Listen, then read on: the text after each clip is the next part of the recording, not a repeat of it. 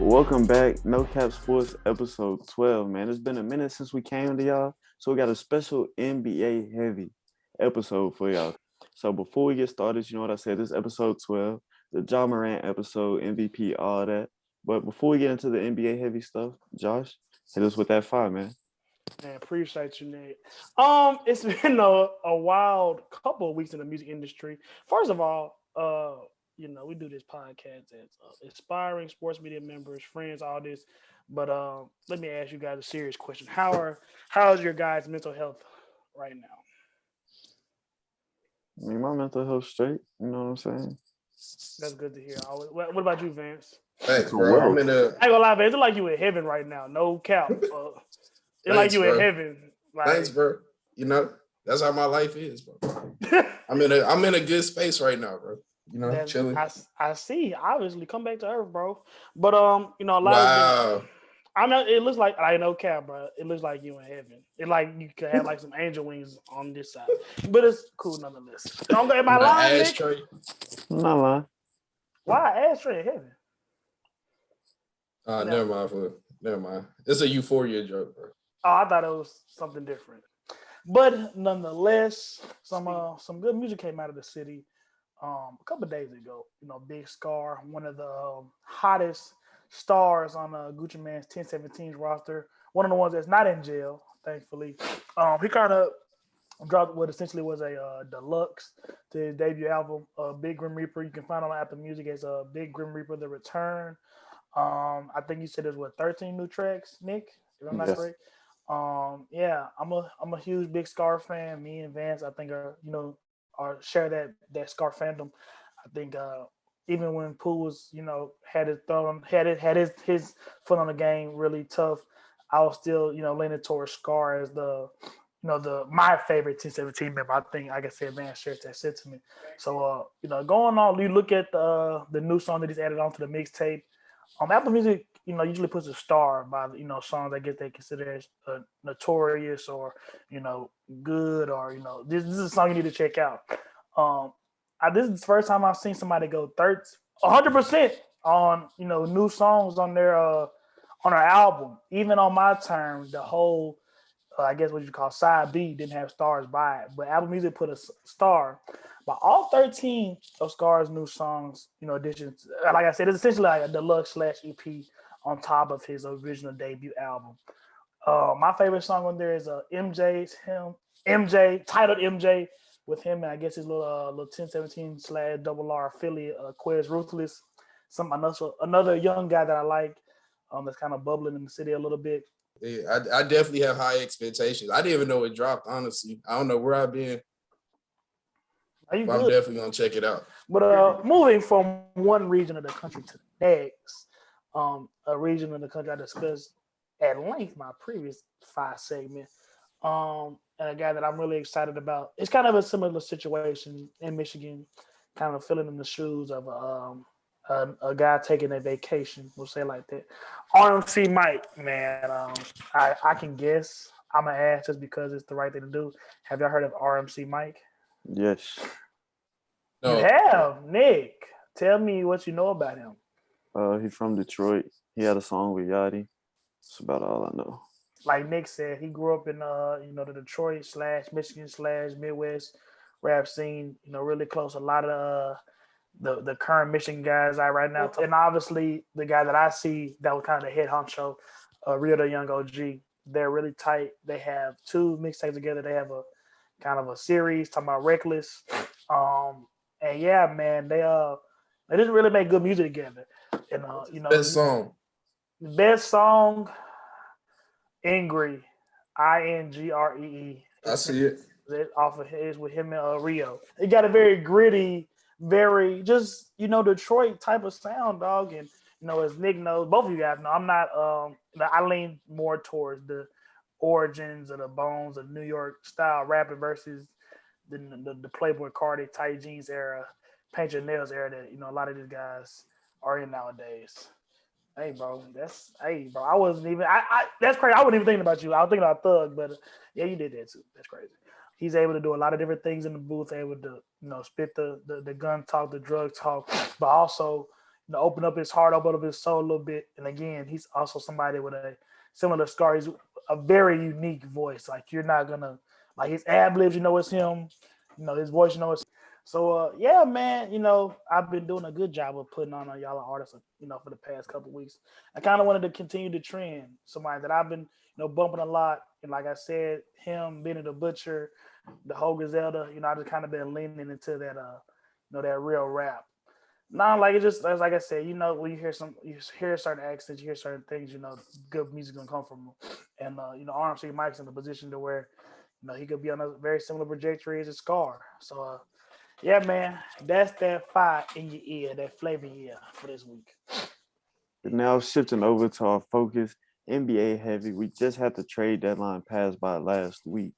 And the biggest deal of that trade deadline was the move the Nets and the 76ers made. So what happened is the Nets ship off James Harden and Paul Millsap to Philly. In return, Brooklyn got Ben Simmons, Seth Curry, Andre Drummond, and 2 first-round picks, 2022 and 2027. Now, the crazy thing about this trade is the big three in Brooklyn of Kyrie, Harden, and KD only played a total of 16 games together. So looking at this trade, just first thoughts, first reactions, who won this trade? I don't think it's close. I think the Philadelphia 76ers won this trade. And I don't think it's even close, bro. First of all, let's look at Brooklyn. Let's not even think about Philly. Let's think about Brooklyn right now. Brooklyn, their star shooting guard, point guard, whatever you want to play, is injured. Kyrie, Ben Simmons, or whatever's wrong with him, he's not going to be back anytime soon. Kyrie can't even play. They just lifted a mandate. They said he still can't play. So we don't know when they're going to come back at all. So now let's go to Philly. The best guard, big man combo in the league, probably. Embiid going to give you 30 and 10, 30 and 15. Harden probably going to give you around the same numbers, a triple-double, a 25-point triple-double. Yeah. That's going to be hard to beat, especially in the Eastern Conference. They're clearly the favorites now. Josh, what you thinking, bro? I got to, this is why I do a podcast. You guys are smart. Theoretically, this trade is supposed to make both teams better. You get a guy to pair with Embiid. I think the best teammate that Embiid's ever had in James Harden. He's the first time he's ever played with another MVP candidate. And in Brooklyn, you get all the things. Jimmy Butler, question mark? I was thinking Jimmy too. I think Jimmy better than Harden. You don't think James Harden better than Jimmy Butler? They impact the game in different ways. Yeah, bro. They both. Well, Jimmy Butler. I'll just say this. Yeah, Jimmy Butler has been to a finals. Jimmy's been to a finals. James Harden has an MVP. Jimmy's been to the finals. Jimmy put that Heat team on his back when they went to the finals. I will take an MVP over going to the finals anytime, any day of the week. But that is true. That is true. I would take that too. It looks better. But I think deep down inside, bro, give me Jimmy B. No, I mean they was, Kawhi doesn't hit that shot. I think a lot of things look different, honestly. But it's at this point, bygones be bygones.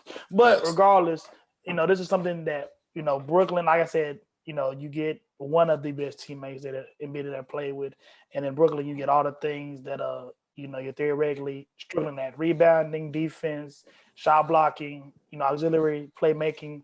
Ben Simmons does all those things at all-star level. That's why you were able to trade him for James Harden, despite the fact that he has not played this season, and he's not a guy that's an all-star starter to begin with. Although Andrew Wiggins started this year, and I think Ben Simmons may be better than Andrew Wiggins right now.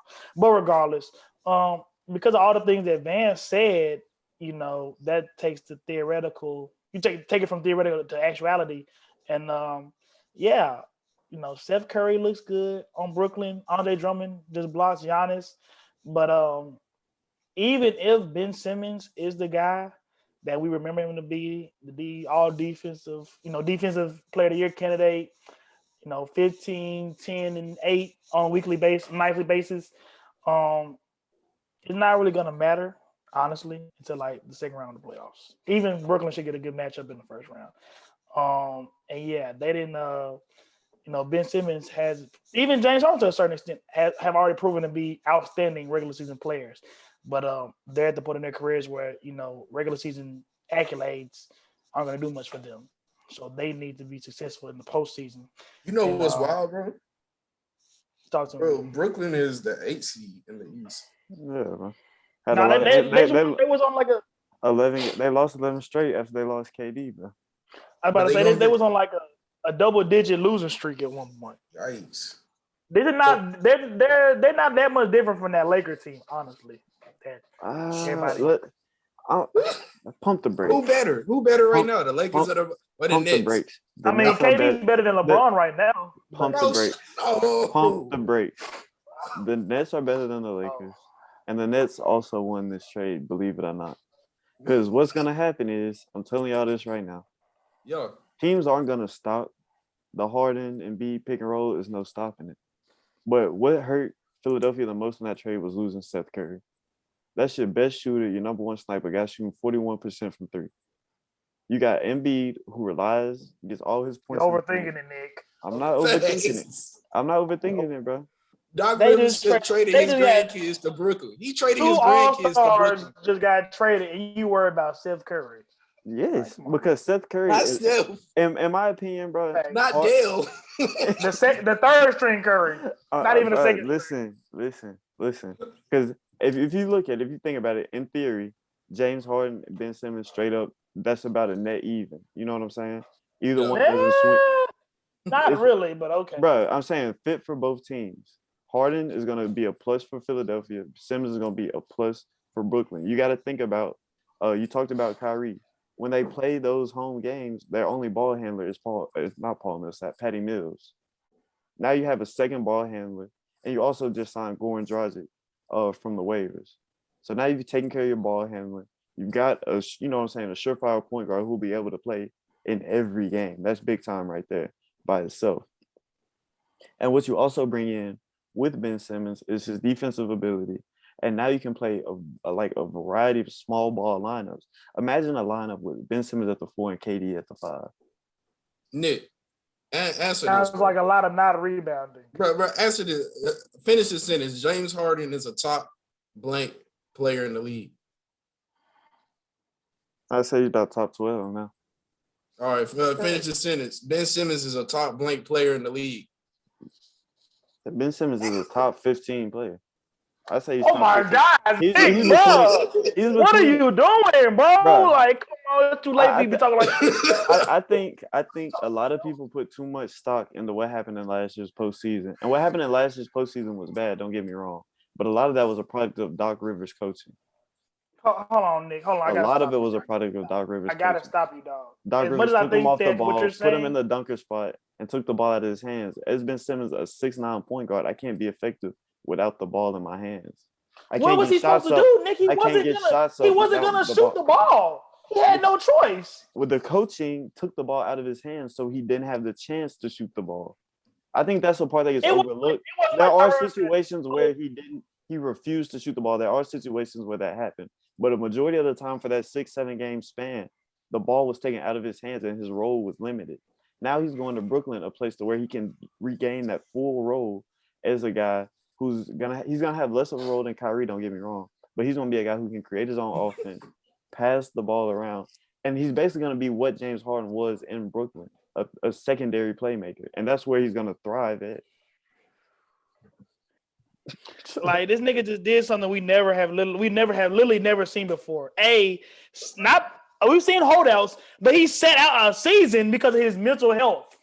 He set out a season because he didn't want to be in Philadelphia because Doc Rivers didn't use him right in the playoffs, and everybody tried to bash him. That does not justify. I mean, he got Doc a slime ball, bro. Exactly, bro. I mean, Doc is not one of these new-age coaches that gets bullied by players either. Yeah, but he's also one of the worst coaches in NBA history. He done blew three. He's blown 3-3-1 leads. He's blown 3-3-1 leads. So I'm just gonna leave that. Say about LeBron, he has a losing record in the finals. How tough is it to get to the finals? Doc Rivers is mid if you keep it in the stat. Exactly. Doc Rivers is very mid. Doc Rivers is a Hall of Fame coach. He has won a championship. One championship. Okay, guess who else has one championship? Aaron Rodgers. So, whatever. He's one MVP. Aaron Rodgers is a player, not a coach. Aaron Rodgers also isn't a GM who can bring in whoever he wants, but continue. Doc Rivers is not mid. He may not be Za or the Runch Pack that all the young kids like, but he's better than mid. So You know who Doc Rivers is? Doc Rivers is the Mike McCarthy of the NBA, bro. That's a fact. His star players carry him to one little title, bro. That's what happened. It's not a fact at all. It is a fact. You talk about Doc Couldn't Rivers. win It's with not Chris. Black History Month anymore. Couldn't win with Chris Paul and Blake Which Griffin. it is. Oh, Couldn't win not with Jimmy technical. Butler. You got one more Joel minute. Embiid. Just That's what I'm saying, dog. That Kawhi misses that shot, and a lot of things look different. They go to the finals that year. You never know what nobody's happened. talking bad about Ben Simmons. For real. That's what I mean. No, I ain't gonna lie. No, that's not true. Because I feel like he's still true. No, Doc Rivers had nothing to do with him passing up that wide open Doc versus Atlanta. He had nothing to do with that. That was last year. Toronto was 2 years ago. That's what I'm saying. So And that 2 years those ago in the events are not playoffs, affected by each 2 other. years ago in the playoffs, Ben Simmons was pretty hooping, playing good defense. Guess what he still It did? was crazy. That was 3 years ago, actually. Oh, it That was. was 3 years ago. That was 3 years It ago. was 3 And guess years what still had to happen, Nick? He still had to play the dunker spot. They He still wasn't. changed his role. They kept him on the ball 3 years ago. So 3 years ago, Kawhi hit that shot. Last year, Ben Simmons had the most epic flame out in terms of, lack of mental toughness that anybody has ever seen on a national stage. So, yes, theoretically, both of these teams should be better. Theoretically, yes. But in actuality, James Harden has won an MVP and was a cold shooting streak away from making the NBA Finals against a top 10 player and a top 5 team ever in Steph Curry and the Warriors. And last time we seen Ben Simmons play, which was, again, last season because he got so scared of Doc Rivers, apparently, or intimidated by Philadelphia fans that he can't play there anymore. That doesn't, for a guy that hasn't been as good as Philadelphia needed him to be, hasn't fulfilled expectation, has had character/commitment concerns since LSU. I don't think he's going to be the perfect piece now that everybody thought he was going to be when he came out of LSU, when they paired him with Embiid, when he was the point guard of the future. Like, we've been giving Ben Simmons these superlatives since he was like 15 years old. They got nothing to do with Joel Embiid. That dude needs to actually act and do the things he did. And it's not that hard, bro. He's not the first guy to come in the league as a non-shooter. Just learn how to shoot the basketball ball. It would be one thing if he wasn't a basketball player, but he kind of gets paid to do this. Josh, I agree with you, bro. Ben Simmons is mid. It's just that Doc Rivers is too. Yeah. And also, bro, you remember how last year I can't remember if it was last year or 2 years ago. Hold on. When the Nets No, I'm sorry. You remember how last year when the Nets got Blake Griffin and he had that dunking drought in his first game with the Nets, he dunked? Yeah. I got a feeling Ben Simmons, first game with the Nets, sidestep 3 from the wing. Everybody gonna be like, oh my God. And then they gonna realize this guy's an actual hooper and he's just had to get in the right situation. I feel like he might not hit the sidestep 3. That was a little exaggeration, but I feel like you'll see a prime Ben Simmons, not a prime, but a very complimentary Ben Simmons and what that Nets team needs at this current moment, especially once KD gets back. And once you see that full big 3, you'll see the image. Ben Simmons, KD, Kyrie, Seth Curry. It'll be beautiful. That's all I got to say. Nobody putting Seth Curry in the picture, bro. I mean, I was about to say, why do you keep throwing Steph Curry? He's throwing the name around like some parsley. Like, bro, stop. I'll say it like this, dog. Y'all keep calling Doc Rivers mid again. I don't think he's that Za, but he's not mid. This is not the first time he's worked with a non-shooting primary ball handler. Anybody remember Rajon Rondo?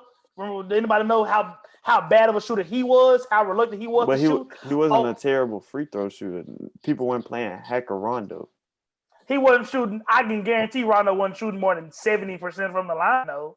But it was good. It was good enough to where you wouldn't hack him and just send him to the line in the third quarter with 10 minutes left on the clock. In that era of basketball, that tactic, outside of Shaq, that tactic wasn't really employed like that. So, hell, if Rondo still plays, well, Rondo does play. Who he plays for, by the way? The Clippers or something? If Rondo was as bad of a shooter, if he was now that he was back then because he got a lot better. I bet a lot of people would try to hack up Shaq on Rondo. But again, and that they were going against a team that was infinitely better than that Trey Young Hawks team. They were only going up against prime LeBron. And it's just like, again, Doc Rivers is a championship head coach. Doc Rivers has coached multiple Hall of Famers. Doc Rivers, a lot of these coaches, Did NBA he coach coaches, Hall you of don't know their Famers or name. did he inherit Hall of Famers? It's a big difference there, by the way. I mean, Nick, we have seen coaches get Hall of Famers and not have the success that they're supposed to have. Like, it happens. I mean, you got to give somebody credit for doing what they're supposed to do still, especially nowadays. Like, again, he was a guy that, yes, he has been given a lot of talent, but shit, we're literally in a city right now where we're seeing talking about Penny Hardaway. A lot of talent does not mean success on the basketball court. So, yes, has Doc Rivers been placed in favorable situations? Yeah, of course he has. But he's done what he needed to do. And I don't think you can blame. I don't know why Ben Simmons is mad at Doc Rivers, honestly, because he said he was hesitant to say he's the point guard of the future after you just cost us a trip to the finals. Like, I don't think that's.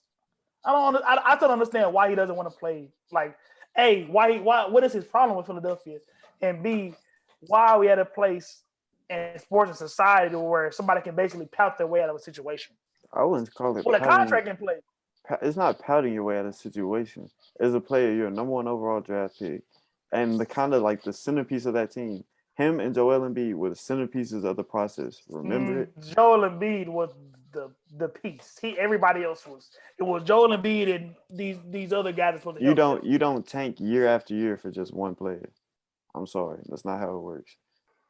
I'm just saying, bro. Even in those last Simmons hands, he killed Ben Simmons' confidence, which is a major thing for a hooper that I think a lot of people don't realize. And like Ben Simmons can still hoop. Let's just not forget that. This guy's a guy who is a multiple-time All-Star, defensive first team, all of that good stuff. So let's not forget that Ben Simmons can actually hoop. But y'all both wrong. But yeah, next topic. Like, this is not bro. This is no. I don't know how you just explained it. Honestly, I was trying to listen, but it didn't make a lot of sense. We're all athletes here. If you show the camp out of shape, you show. If you're a receiver, Nick, if you show propensity to not be able to catch the ball, which your job as a receiver is to catch the ball, you're not gonna get any playing time. Your coach not gonna sit you aside and be like, "Well, Nick, how's your mental health causing you to drop these passes, or what can we do?" You need, like, no, bro. It's even at your level. It's a cut and dry business, bro. You're not producing the results we need. Get him out of here. Try the next guy. Take the ball out of his hand. Last example. Amari Cooper in Oakland started struggling. Goes to Dallas. 1,000-yard season. Where you're at matters, believe it or not. And I think that's the case with Ben Simmons. We've seen it multiple times before. Seen it with James Harden in Houston before he got to Brooklyn. Seen it with James Harden now. His last game in Brooklyn, he had 2 points and I want to say 6 turnovers. First game in Philadelphia, he got 26 and 15. Who you think going to the finals, Nick? Who do I think goes to the finals? Out the East. I'm going to say that for later. Wink, wink. Please do not say Brooklyn. Yeah, that's weird. Please do not say Brooklyn. Weird. Now, moving on to the other moves of the trade deadline. We're not going to go into each and every move. So instead, what we're going to do, we're just going to pick our best move from the trade deadline, talk about it a little bit, and then we're going to talk about our worst moves from the trade deadline. So I'm going to go first. I'd say the best move from the trade deadline was the Hornets picking up Montrezl Harrell. It's a major win for the Hornets. You look at what the Hornets were struggling with before the All-Star break, before the trade deadline. They were 22nd in bench points with only 34.3. Bring in Montrezl, you bring in a guy who's a former Sixth Man of the Year, 2020 with the Clippers, and he can add a scoring punch like he did that year and like he continues to do with the Wizards. With the Wizards, he had 14.1 points, shooting 64% from the field with 6 rebounds coming off the bench. And so I think this is a big move for the Hornets. You solidify that bench, which is crucial, especially down the stretch. And in those playoff/play-in games, the Hornets want to take that next step into becoming a real deal contender in the East. So by doing that, they solidified their bench. And I also think they kind of added to the chemistry of that team. Because if you think about it, Trez and Terry Rozier played at Louisville together. And I think Trez is also a good fit with LaMelo Ball and that running gun style that young Hornets team plays. No, I definitely. No, I'm a big fan of that trade, Nick. I definitely thought that I want to say that the Hornets, all they really needed was a kind of a workman. PJ Washington, Miles Bridges, those are more stretch forward guys that play on the perimeter. So they needed a guy to rebound, block shots, do all the dirty work. And Montrez is more than happy to do that. But for me, my best trade, I can think it was one that helped out both teams, if I'm not mistaken. The Pelicans Blazers trade. Obviously, we know the situation with Zion going on, his lack of availability, the secrecy around that, whatever. But the Pelicans just added an all-star level guy for essentially role players. Josh Harden, Nikhil Alexander Walker. Man, not gonna move the needle in the playoff series. Good guys, not even Josh Hart can be a good, solid rotation guy on a winning championship team. Don't know if Nikhil Alexander Walker is at even at that level. But nonetheless, that's a good core, man. You got beat Brandon Ingram, CJ McCollum, Jonas Valanciunas, Herb Jones looks like a guy that's gonna stick with them for a while. Yeah, as I said, that doesn't sound as great as I thought it was, but still, you have two guys that can go get their own shot at any point. And, to surround that around hypothetically Zion, that's great. And even, again, if we never see Zion at the peak of his power again, you have two guys that can get their own shot at an all-star level, which is kind of what the NBA is based around a little bit. And like I said, this is a trade I thought helped both teams. So for the Blazers, I just talked about they didn't really get anybody back of significant value, but for them, at least it appears like this was a trade, addition by subtraction situation. Anthony Simons, a guy that's been bubbling for the past couple years, dunk contest winner, IMG, somebody that we're intimately familiar with his high school recruitment. He looked like he's ready to be Dame's running mate. Just killed the Grizzlies recently. Had a really big night last night. And had a really big night against Atlanta. Went head to head with Trey Young. That's a dude, man. His combination of athleticism and shooting ability, that's rare. He's on the Zach LaVine level of I can be in a dunk contest and a 3-point contest. Like he's at that level. So man, that dude is he's a guy that looks like he could potentially be a lot better than CJ McCollum. So for them to, kind of get him out of there and make room for Simons and let him to develop, especially now with Dame hurt, I think it was the best trade for both teams. Yeah. And I just kind of want to chime in on what you said about the Pelicans. If you're a Pelicans fan, you should be hoping that they build around B.I. and CJ McCollum. Just going to leave it at that. Yeah, bro. That's what you want to build around, though? Really? I think that's a nice core the Pills have, bro. Honestly, next season, if Zion is who he needs to be, who we want him to be, I think the Pills going to definitely be a top 4 seed. I think even without Zion, if he's coming how he's supposed to, I don't even think you need Zion for that team to be good.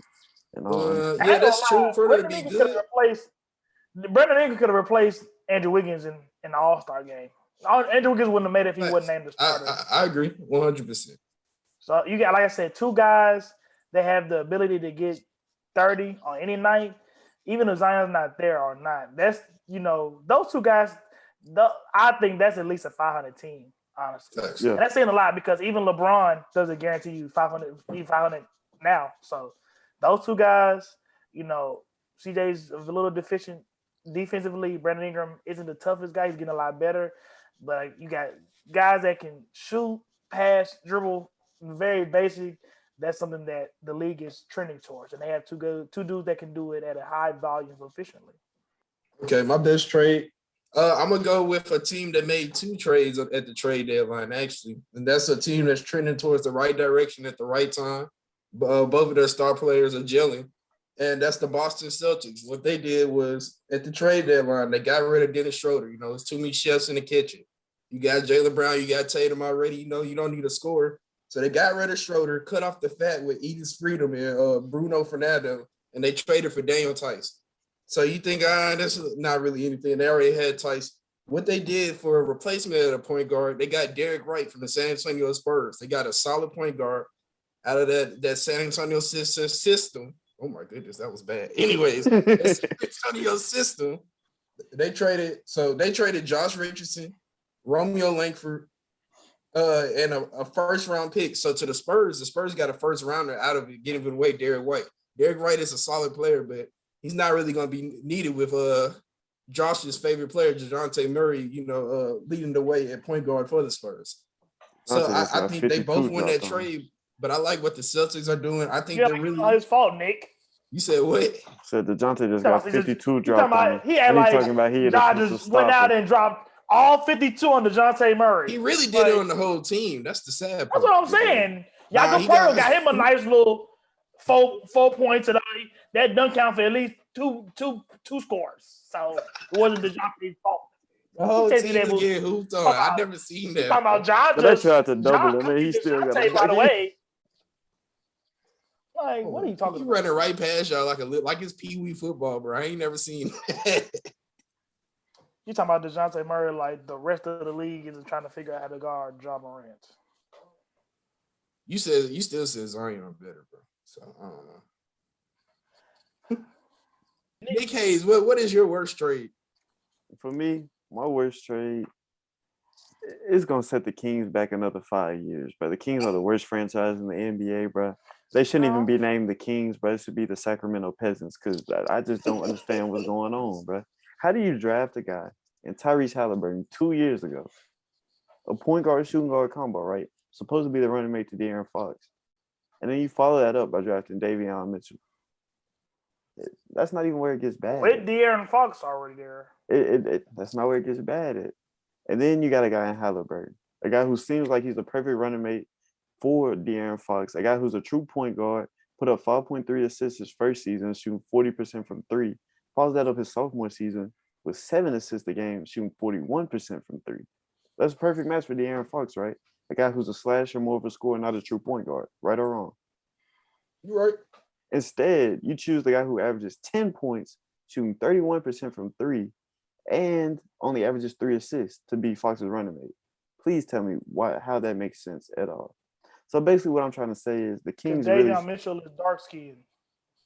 Sure. That's how it happened. What I'm saying is the Kings had the worst move of the trade deadline in trading Tyrese Halliburton, bro. You get some good pieces back, kind of, with Domantas Sabonis, Justin Holiday, and Jeremy Lamb.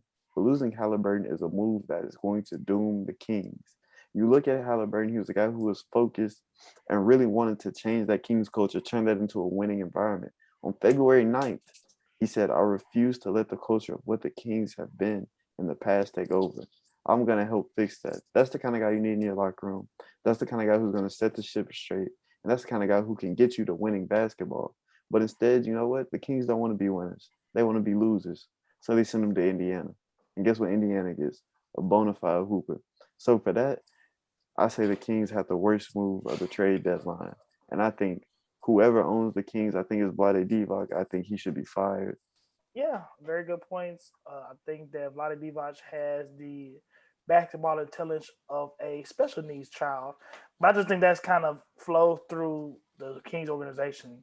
So I don't know, bro. But I will put it like this. Last year, De'Aaron Fox, over 25 points a game, over 7 assists. All-star candidates. Big number, shows how important shooting is. 32% from three. This year, 20, a little over 21, a little over 5 assists a game, shooting 26% from three. So if De'Aaron Fox is apparently, and he is the guy that you're running this franchise around, he's got to be able to shoot the ball better than that. And I think that a lot of his perception about him is based on how well he shoots the ball, which it's kind of been a struggle area for him. But for me, my worst trade is just something that had kind of, when I looked at it, I was like, ugh. And that is the trade of Kristaps Porzingis to the Wizards, and they getting Davis Bertans and Spencer Dinwiddie in return.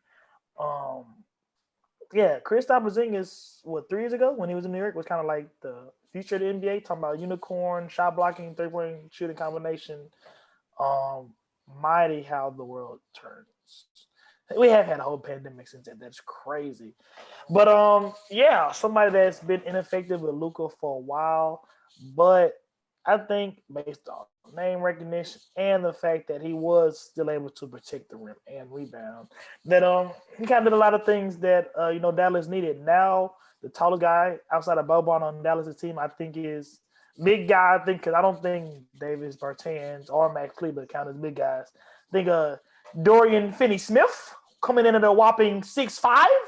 So yeah, that's a little bit of trouble. So I don't know what they're gonna do about. Oh, they got Dwight Powell still, but even then, the bigs for Dallas uninspiring. So to give it the best one you have, whatever. Again, he hasn't been playing that well, but Chris Porzingis is the guy that was an All-Star a couple years ago. I don't know if he ever made an All-Star team actually, but he was still a guy that you could have got big stuff for, and yet you get Davis Bertans, who is top 5 with contracts in the league, and a shooter that can't shoot. That's never good. And you got a guy, Spencer Dinwiddie, that already you have somebody that does a lot of the same similar things in terms of Jalen Brunson. I don't know if they're kind of planning for it in terms of them not being able to keep him, or I guess more auxiliary ball handling for Luka. But and it's crazy because I say this because they literally just came back last night from like a 20-point deficit versus the Warriors, and Dinwiddie was a big part of it. But even I don't have a recency bias. I just think long term it doesn't make a lot of sense. Again, got Bertans, literally one of the worst players in the league. Again, a shooter that can't shoot, never a good combination. And again, guys, Spencer Dinwiddie, that there was a reason why he was available. Struggled mightily in Washington this So season. who lost their trade? They both did. Both teams. Washington gets a Kristaps Porzingis corpse, and Dallas gets a shooter that can't. That was so crazy to me. Watching the game last night, they was throwing it to Bert, because he's known as a shooter, and he's shooting like 35%. That's not shooter territory. Hey, hold on. Why they got Bertans if they already got Cleveland? It's photocopy. It's the same thing they just did with Brunson and Dinwiddie. Dinwiddie's a little taller, can probably score a little better, but they do a lot of the same stuff, Nick. So that's why I said both teams prepare to lose. Again, Dallas, 20-point comeback win versus why I think is the best team in the league. And talk about the Warriors. Dinwiddie, big part of that. But like Nick just said, you have a lot of guys that do similar things. Talking about Cleveland, talking about Bertans, talking about Dinwiddie, talking about Brunson. And yeah, Dinwiddie, a good shooter. I don't know if he's a shooter that gives enough space to Luka that you desire. And again, Davis Bertans, I can stop talking about him honestly. So yeah, it didn't make a lot of sense for me. I know Dallas wanted to get Porzingis out of there, but I don't know. I think Dinwiddie and I don't know, a Slovenian gang member, I guess whatever Davis Bertans. I think they could have did a little better than that. Okay, I think we're on the same type of timing with both teams not exactly winning the trade. But here's the thing. One of these teams, they could win the trade, but I think they need to fire their coach first. And that's between the Hawks and the New York Knicks. The Knicks, they picked up Cam Reddish in the trade for Kevin Knox. Now, honestly, I think if they get rid of Tom Thibodeau, I just don't think it's a right fit. And that's just being honest with you guys. He's not even playing Cam Reddish, utilizing him. He's healthy. He feels perfectly fine. But I think you need to give him his minutes. I think this is my type of thought process. Let's just say you give Cam Reddish 30 minutes. He's happy playing. You got RJ Barrett. He's happy playing. Who's not to say Zion's gonna hit up his friends? Hey, y'all having fun in New York, Madison Square Garden? Who is he not to hit them up and be like, yeah, I want to come there too, bro? He'll come. That's his friend. Facts. That's facts. Teammates at Duke, and the Knicks finally get the starter. They've been praying for it since Carmelo left. They struggled for Carmelo. They had to finesse for Carmelo. I think they're gonna have to do the same thing. They can get Zion. You're gonna have to fire Thibodeau and get a coach that'll play Cam Reddish. Here's a secret, guys. Here's a secret. Carmelo was never as big as a star as we thought he was. I think you won the Top scoring 10 title. scorer all time. Yeah, that's what I'm finna say. What? You won the scoring. You said top 10 player of all time? He said score. I was about to say. I mean, yeah, but they already had a guy like Bernard King, so Yeah, whatever. You hating on Melo. They were the number one seed in I'm the not East. hating on Melo. They were the number one They seed went in to the one. East. They went to the second round of the playoffs one time, and I'm hating. I mean, they was playing while the Heatles were playing, bro. You can't really hate on them. Exactly. That's true. That's true. But you know what's crazy? They'll probably end up getting the 30 for 30 for making it to the second round one time. So whatever. But I don't really care that much, honestly. I will say this in terms of what you talked about, Vance. I'm a Cam Reddish fan. Been a Cam Reddish guy since Duke, and I agree with your sentiment that he's the guy he's been overshadowed for a long time. Going into Duke, third option. Not many 5-star guys go to a school as a third option. Struggled there. Came into Atlanta. Again, you talking about not fitting. You have a guy, I think they drafted them in the same draft. I'm talking about DeAndre Hunter and Cam Reddish.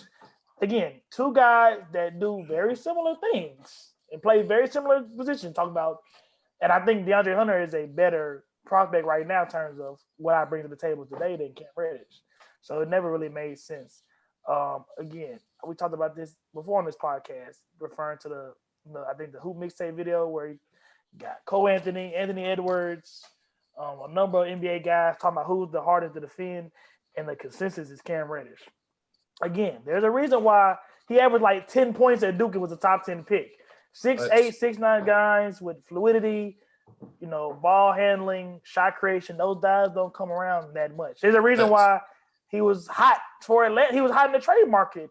He had like 2 good games in the playoff, and he became, this viable trade asset. Because again, guys that look like that aren't coming off of trees. And literally, like you said, for Thibodeau to get, a young guy like Reddish, there's no reason why he should be getting DNP CDs. That's DNP DCD, DACD, dumbass coaching decisions. You got a guy that, like you said, fits right in with the coach in terms of, I know this guy. I know one of your better players than RJ Better, and then fits the Knicks culture. Plus defender, long guy, can get it out in transition. Like they could use a Cam. You telling me Cam Reddish can't get minutes over Evan Fournier or a Alec Burks or Emmanuel Quickly? You took like all these guys. I mean, these guys getting 20 plus minutes. Cam Reddish can't get any. Doesn't make any sense. And again, you're damaging the trade value of him. So good pick, man. I mean, good pick, Vance. We've now passed the All-Star break, so now we're getting to that nitty-gritty part of the season, to where, you know what I'm saying, it's kind of that make it or break it point. So we're going to look at these playoff races, and we're going to look at some key storylines revolving the playoff races as we head down that home stretch. And so my first question to y'all, are the Lakers in trouble of not making the playoffs? I guess I'll take it because Vance gave a shit face. By definition, they're in trouble of not making the playoffs. If the Marion and COVID doesn't happen, they're currently outside of the playoff picture at 9 and falling fast. So man, like I said earlier, LeBron is he's not good enough to guarantee you 50 wins. He's not good enough to guarantee you a playoff spot. And this is something we should have seen coming for a while now. The whole point of getting Anthony Davis was for LeBron to be more of a guy that's, facilitator deferred and allow AD to kind of take over that number one face of the franchise type role. And that hasn't happened by any stretch of the imagination. LeBron, third in NBA in points. Great, clap your hands, but also first on the Lakers in field goal attempts and top 10 in that category. And when you got Russell Westbrook on your team and you're leading the team in field goal attempts, something's not going right. I think that we can all objectively say that the Russell Westbrook experiment has turned out bad personnel decision by LeBron, man. That's no other way to put it. I got Buddy Hield. Should have got Buddy Hield. Could have got DeRozan. That's a fact. Or Tyrese Halliburton. Or Tyrese Halliburton, actually. DeRozan will look good in purple and gold right now, but I think Halliburton, I think that was the dude. That was their dude. The ball handling, the shooting, everything that, you don't want LeBron to do that much of now. Halliburton does it really well.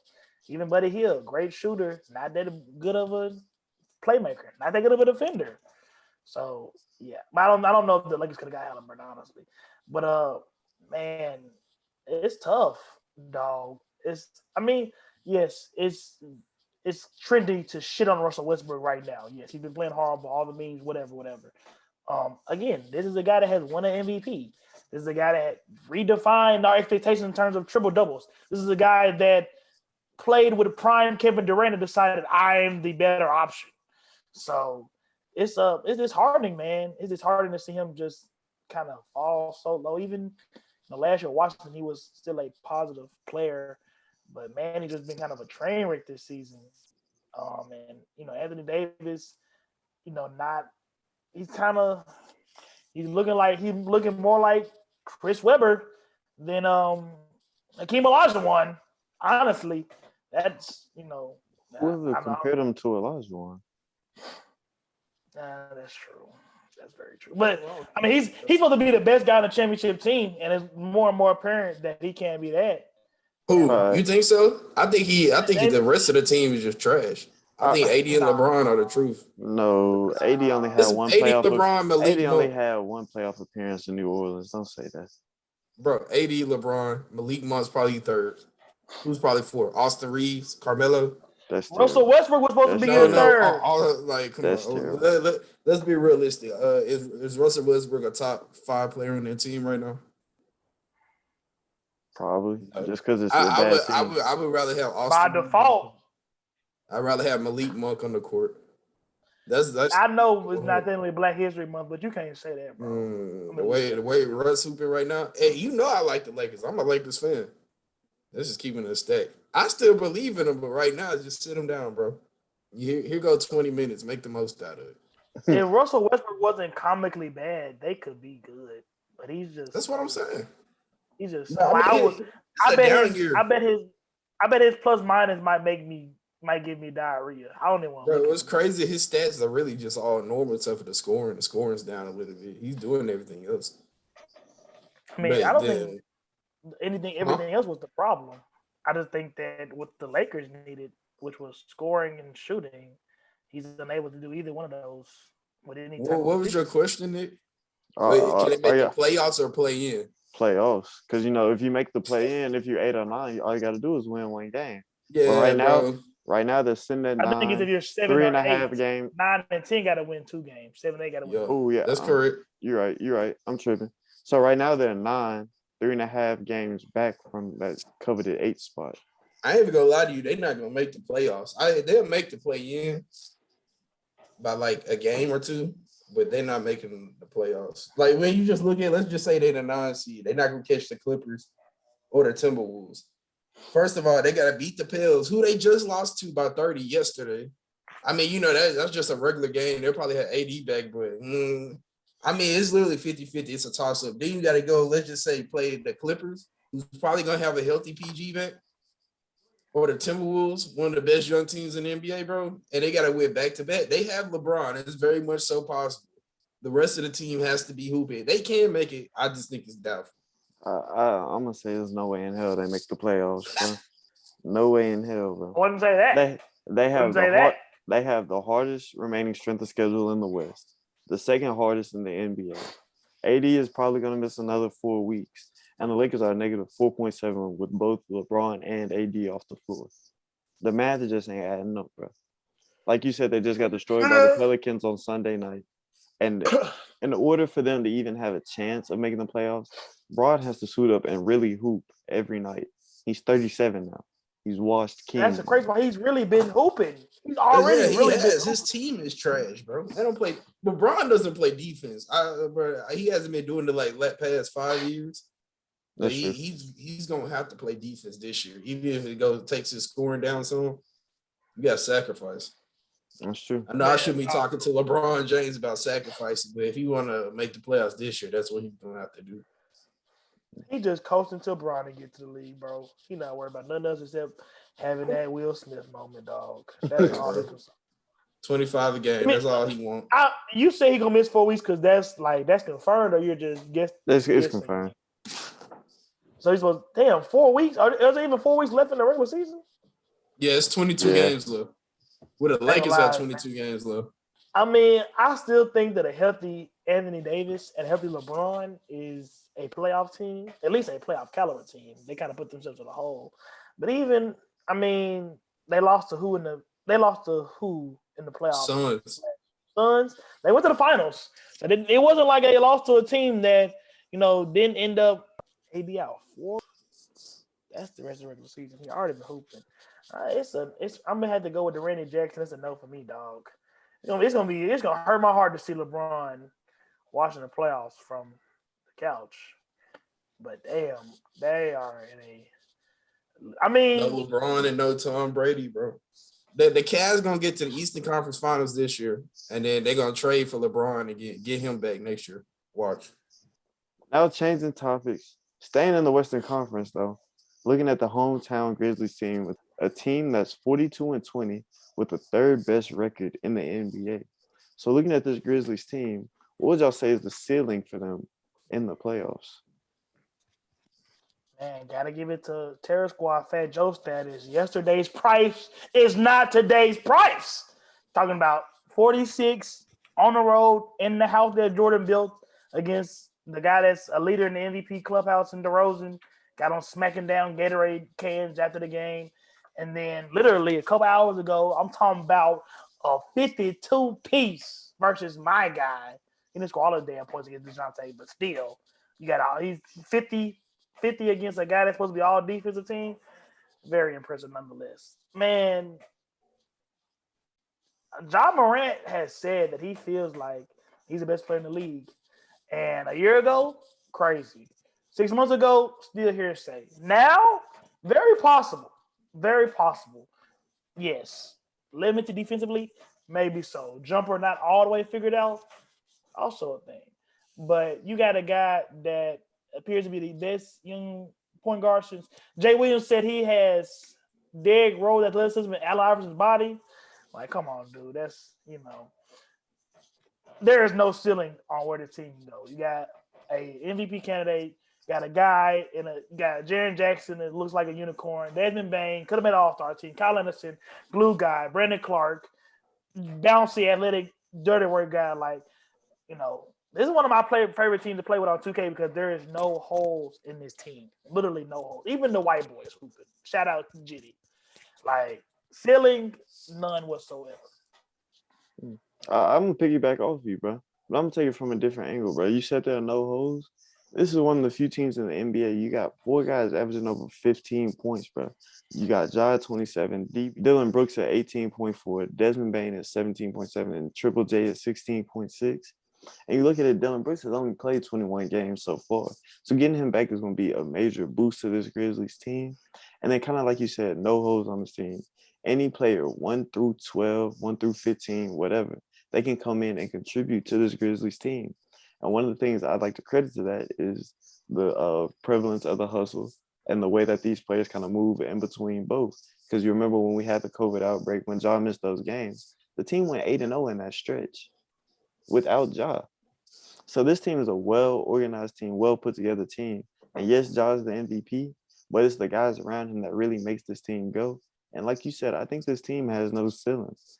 I think Western Conference Finals is just about a lock. Championship. Yeah, that's 2 rounds of the playoffs you got to win. Yeah. Never want to say that's a lock, but I mean, in my opinion, personally, the I Grizzlies think are a better team than the Warriors. And I think 7 games, Grizzlies beat the Warriors. I think that's their biggest hurdle to face in terms of making it to the Western Conference Finals. But I think if you look at this Western Conference, the Grizzlies have beaten these teams time in and time out throughout this season. And you got a guy like Ja leading the NBA in points in the paint. And it just doesn't make any sense, bro. This is a guy that has scored 20-plus points in the paint 20 times this season, bro. No matter what the defense does, any of that, you can't stop Ja, bro. And once you started just trying to condense the paint, you now have shooters around him, which is something Memphis has lacked. You got guys like Triple J. You got guys like Bain. You got guys like Brooks who can stand out on the wing and hit those shots when it's needed to, melt into. So I think this is a team that is built for the playoffs. They say, just like in football, running the ball in defense, that can go anywhere. In the NBA, paint points can go anywhere. Because if you don't get the points in the paint, you're gonna get the points at the free throw line. You don't get the points at the paint, you're gonna get the points at the 3-point line. That's just how the NBA game works. And I think this game will transfer easily to the playoffs. And that's why I say they're a Western Conference Finals lock. I mean, I'm gonna let you go, Vance. To me, when you say a lot, that sounds like this. You get substitute lock for. I'm disappointed if they don't go this far. And I mean, like I said, top 3 seed look like they have home court advantage through at least to the Western Conference Finals. But it's still the NBA playoffs. Still competing against Steph Curry. Still competing against Chris Paul, Donovan Mitchell, Luka Doncic. Anything can happen. I would hesitate to put a lock by Western Conference Finals. All right, bro. Kobe Bryant, Steph Curry, LeBron James, Ja Morant. These are literally the 4 most exciting players I've ever seen, and Ja Morant is on that stratosphere now. Just like the most exciting players I've ever seen. Number 1 is Kobe. Yeah. I was gonna say Ja Morant's more exciting than Kobe Bryant to me. No cap. I mean, bro, exciting to watch. In my eyes, what I've seen is Kobe 1, Ja 2, LeBron 3, Steph 4.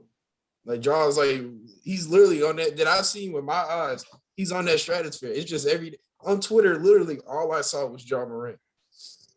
I remember, bro. It's just like the Grizzlies have been very good in the past, bro. But back in the day, a Grizzly scoring 30 points was like a Grizzly scoring 40 points. Oh God. Like Mike Conley dropped 30. Was not tweeting out highlights of them Z-bounds or Marc Gasol post-ups. I mean, bro, great teams. But the excitement I've ever seen for a team, this is the most excited I've ever been for a Grizzlies team, bro. And I think when the playoffs come, it's going to come down to are they one of those teams that's going to take the next step, like how the Warriors were able to take it eventually, or are they going to be a team that's dwindling in the middle, like the Rockets when they had T-Mac, or the Mavericks with Dirk Nowitzki forever until they finally won it, or are they going to be a team that takes the next step, just like the Bucks took the next step last season when they finally got that championship? And in my eyes, I think they're ready, bro. Because the way they play so hard, and Jaw's a killer. Fourth quarter comes. You can play outside ball or you can continue to play team ball. They can do it either way. You slow down, they can beat you. You want to speed it up, we're going to run you out the gym. I think the championship is their ceiling. Yeah, and to your point, Vance, I think Taylor Jenkins is definitely one of the best coaches in the league. You look at the way he's able to draw up plays, get creative with those screen and rolls, those pin downs to create easy paint points. I think the Grizzlies, like you said, are primed to have an unlimited ceiling. But now we're going to flip the page, go over to the Eastern Conference where things in the playoff race are looking a little tight. You know what I'm saying? There are only 5 games separating seeds 1 through 6 in the East. So looking at this very tight East playoff race, who do y'all think is the best team in the East right now? Man, that's a very very loaded question right there, Mr. Hayes. And taking on a more macro level, for a majority of our lifetime, I think the Western Conference has been the more dominant conference, and I think the East has been on the come up for a couple of years. But this is the first year I can say that the East is, I think, like significantly better than the Western Conference. Just looking at the standings right now. How? The 3 best teams record-wise are in the West. So how do you say? Just looking at the standings, like you just mentioned, there's a lot bigger gaps in between different teams in the East. In the West, the East right now is decided. The top team, the first seed, the Heat have 41 wins. The 7th seed, the Raptors have 33 wins. Not that big of a gap between a team at the top of the conference and a team fighting for a playoff spot. And I'm saying, look at the roster. Even you get down to play-in / rebuilding teams. You got Atlanta, Eastern Conference Finals, 9th seed. Hornets, one of the most exciting teams in the league right now. Wizards, playing team last year. Knicks, playoff team last year. Pacers have a record of being good. The only 2 teams in the East that you really kind of just disregard are Detroit and Orlando. So, yeah, man, I think that the East is kind of really tight right now because there's a lot of good teams. But you said your question was, who is the best team in the East right now? Yeah. So who's the best team right now? Not who I think will win the championship. Who's the best team right now? Yeah. Chicago. DeRozan playing at MVP level. Levine being his best sidekick. Really DeRozan. DeRozan, what, 8 games in a row at 35 points or more, joining Bernard, Jordan, Elgin Baylor, like a very exclusive list. I don't think it works in the playoffs because I just think if you're not Kobe, LeBron, Kobe, Kawhi, or MJ, you're not scoring efficiently from the mid range. But Chicago looks a lot like Memphis. Talking about you got your guy, DeRozan's your guy. You got your other guy, Levine, Dylan Brooks, Desmond Bain, whoever you want that to be. That's their other guy. Caruso, Lonzo Ball, defense, shooting. Patrick Williams, if he ever comes back, they're much better version of Zaire Williams. Vucevic, all-star in Orlando. So, there's a reason why, a lot of people was high on this team in the preseason, and they're clicking right now. And they're doing the Memphis thing where they're succeeding. I mean, not without their best player, but two of their starters in Caruso and Lonzo Ball.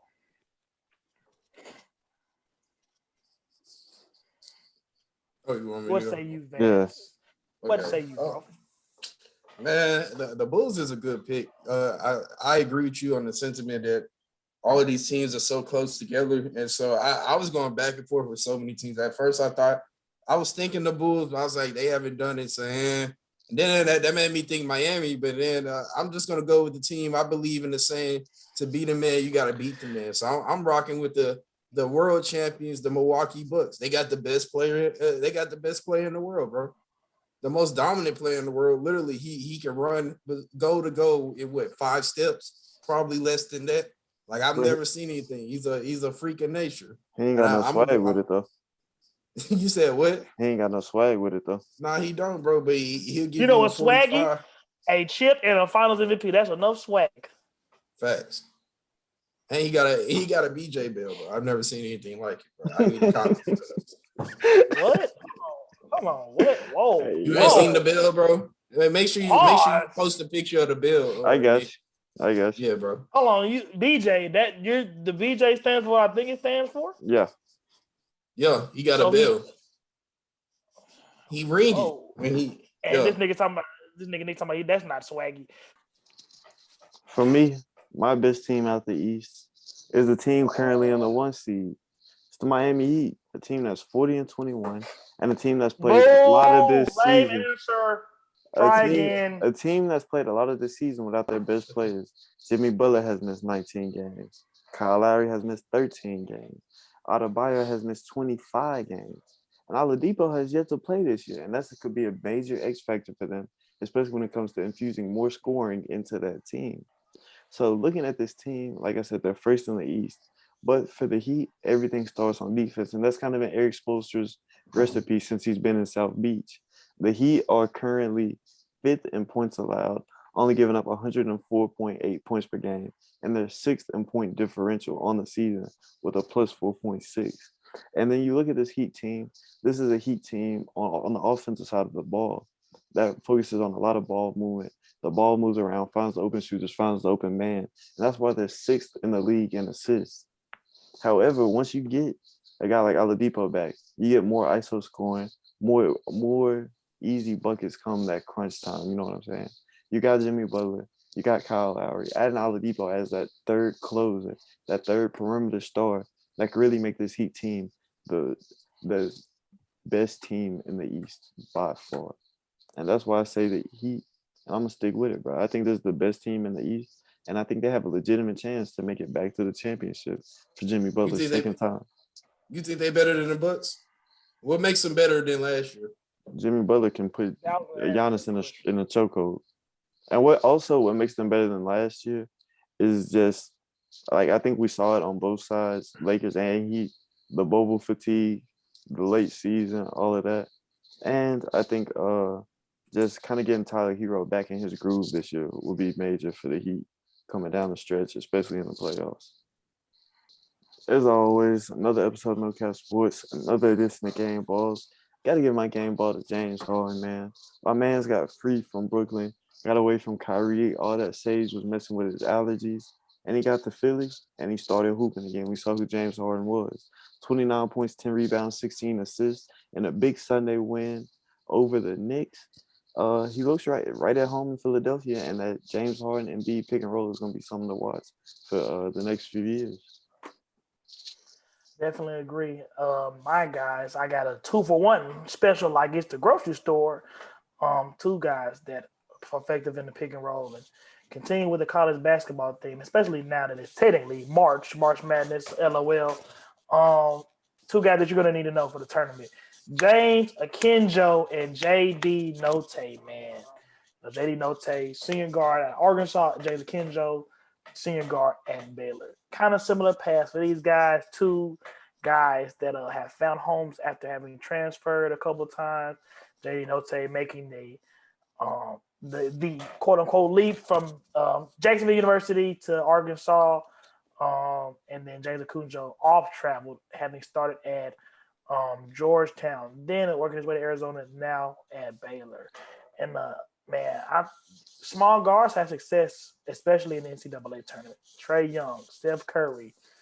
I can't think of any more right off the rip, but it's kind of a well-known fact. Smaller guards they succeed in the NCAA tournament. Spacing, shooting, the NCAA tournament as a one loss and you're out type of thing kind of lends itself to a lot of guys playing above their head.